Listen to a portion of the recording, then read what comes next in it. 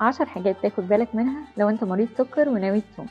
اول حاجة لازم ترجع للدكتور بتاعك وتعمل التحاليل اللازمة لوظائف الكلى والسكر التراكمي بتاعك وان كل حاجة تمام وان انت تقدر تصوم. تاني حاجة ان انت تظبط الادوية بتاعتك والجرعات بتاعتها على حسب الفطار والسحور. تالت حاجة شرب المية كتير قوي ما بين الفطار والسحور عشان تعوض الجفاف اللي بيحصل اثناء الصيام.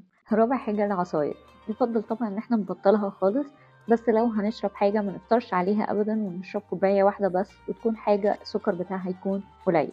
خامس حاجة الحلويات، نقطة ضعف كل الناس في رمضان، ناكلها باعتدال، ناكلها بعد الوجبة وناكل قطعة واحدة بس وناكل معاها حاجة فيها دهون صحية. سادس حاجة ان احنا نلعب رياضة، ان احنا نتحرك او نعمل اي مجهود لمدة ربع ساعة على الاقل بعد الأكل. سابع حاجة نقلل النشويات على قد ما نقدر، ما ناكلهاش كل يوم وما ناكلهاش في كل وجبة، نحاول نخليها في وجبة واحدة بس، يا الفطار يا السحور وبكمية قليلة. تامن حاجة الفطار بتاعي يكون عبارة عن